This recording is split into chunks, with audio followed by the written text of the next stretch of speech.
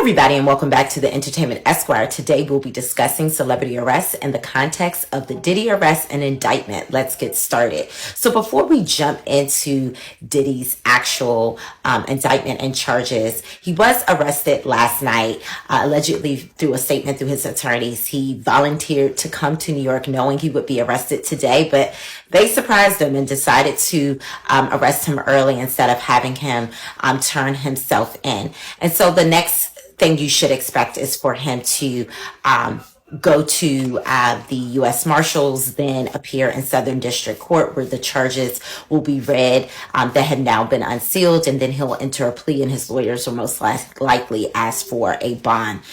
So how did we get here? We got here because Cassie Ventura, who's his ex, filed a civil complaint last year that pretty much detailed several state crimes, right? Like sexual assault and rape and abuse by the hands of Diddy.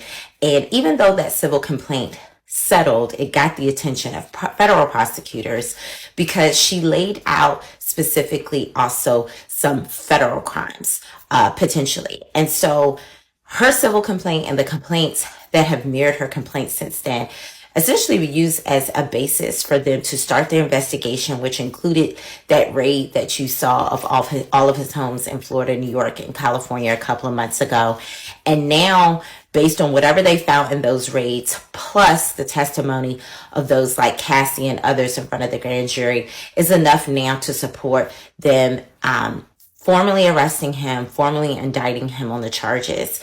What you should remember, though, he is still innocent until proven guilty. They will still have to find the charges in this complaint that you see on the screen, the 3 charges. They will have to find him beyond a reasonable doubt. They have to find him guilty beyond a reasonable doubt in all 3 of these charges.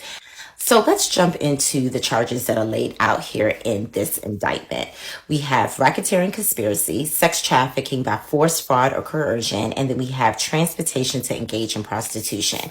It should be noted that the lesser of the charges is the transportation to engage in prostitution. That's the lesser of the 3. The most serious is obviously sex trafficking, similar to what happened in R. Kelly's matter, where if you found guilty, and in this case, if Diddy is found guilty, can face 15 years in jail, prison, or up to life in prison. And so these are all very, very serious charges. And so it should be interesting to see what they're actually able to prove beyond a reasonable doubt, because I want you to keep in mind Diddy is still innocent. Even with him being arrested and indicted in front of a grand jury, he is innocent until proven guilty. But in this particular matter, the prosecution only has to prove one of these 3 charges beyond a reasonable doubt to walk out winners in this case, versus Diddy has this uphill battle of making sure they don't prove any of the 3 charges beyond a reasonable doubt, because the minute they prove one beyond the reasonable doubt, he will be guilty. He will be facing some sort of jail time. So please keep that in mind with the charges. In terms of the evidence, let's jump into some of the evidence that's laid out here in the indictment.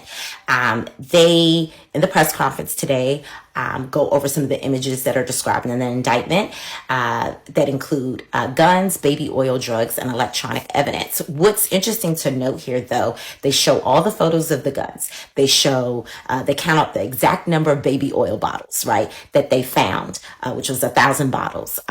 For the drugs, they list all the illegal and legal drugs that were found in the raids, along with the baby oil and the drugs and the digital evidence.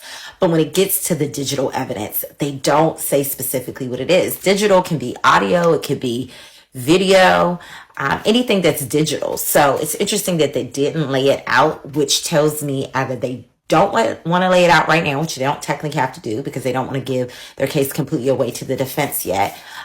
Or they just don't have probably a lot of digital evidence. Also notice that they didn't mention any other types of physical evidence like photos. So I have to assume if there were maybe some photos that would have been also listed in the indictment, but we shall see. And so at the end of the day, I know you're asking, well, setting aside illegal drugs and setting aside whatever digital evidence they may or may not have, how do like guns and, a gun that's registered legally, or baby oil, which clearly is not illegal, and even prescription drugs, how does that help their case? Well, it helps their case because on the face, even if these things are legal, they become illegal if they're used in what they call in the indictment tools of manipulation and coercion. So if the guns are used to threaten people, right, to get victims to do what they don't want to do. If the baby oil is used in the sexual acts, again, against their will. If the drugs, again, even if they're prescription drugs, are used to put the person under the influence. So again, they do sexual acts against their will. They then become, I don't want to say they become illegal, but they are used illegally. And so this evidence can still be presented in front of a jury to support that he is guilty of these charges. Another thing I want to note about the charges is the racketeering conspiracy. It's a really interesting charge. It reminds me of the RICO charge that they have against YSL and Young Thug in Georgia, where they say his label is not just a music label, it is a criminal enterprise that has committed crimes. Well, in this case, they're saying the same thing with Bad Boy, right? Bad Boy Entertainment. It's a legitimate record label, but it is also a criminal enterprise used to manipulate, coerce, and abuse victims across state lines. And so in this racketeering, they actually list multiple crimes, not just sex trafficking. They also mention forced labor, kidnapping, arson, bribery, and obstruction of justice, i.e., paying people off not to talk. And so it should be really interesting to see what evidence they have to support all these things, even under the racketeering charge that Diddy is facing. Today we'll be discussing celebrity arrests in the context of basketball wives Jennifer Williams' fiance Christian Gould's arrest in court. Let's get started. Okay, so Jennifer Williams, if you don't know, is the star of Basketball Wives LA.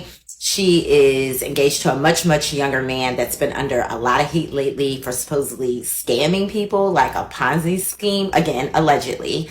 But that's not why we're here today. We're actually here today because a week before their wedding, because I think their wedding is was supposed to be on September 14th in Paris, overseas. He was arrested in court for a probation violation for traveling without permission. And so essentially, if you don't know how probation works, so typically if you are on probation, you actually have to get permission to travel, not just overseas like they did, flicking it up on Instagram, but actually typically even from state to state. So when the probation officers saw that prior to the wedding, they were traveling all over Europe together, red flag went off and they dragged him into court and arrested him on the spot for the travel violation. He was sentenced to 15 days. The judge had a heart because they're getting married and said that he could do 2 days prior to the wedding, which again is supposed to be on September 14th, and then 13 days when he returns. So we shall see if she goes through with this wedding.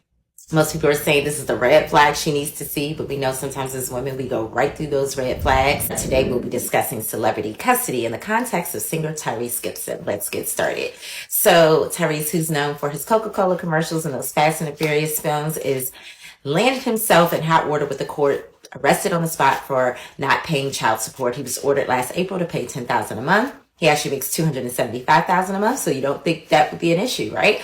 He told the court, well, I actually only want to pay $3,500 a month. But the court is saying that that doesn't make sense to pay $3,500 a month if you're making $275,000. And so he hasn't been paying it. And in order to not be arrested on the spot, he was required to pay $73,000, $7,500 of that being his ex Samantha's legal fees. And so he didn't pay it. And so obviously he was arrested. He actually has been released since then. And so he's back at home. But hopefully he will just continue to pay his child support on time to avoid this in the future. Of course, him and his lawyers are claiming that the judge is biased, that the judge knows his ex's lawyer.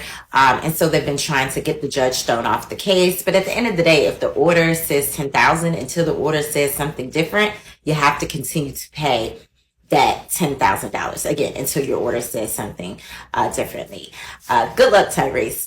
Until next time, this has been the Entertainment Esquire. Thank you for watching. You can find me on all my social media handles at The Entertainment ESQ and on YouTube at The Entertainment Esquire. Take care, everyone.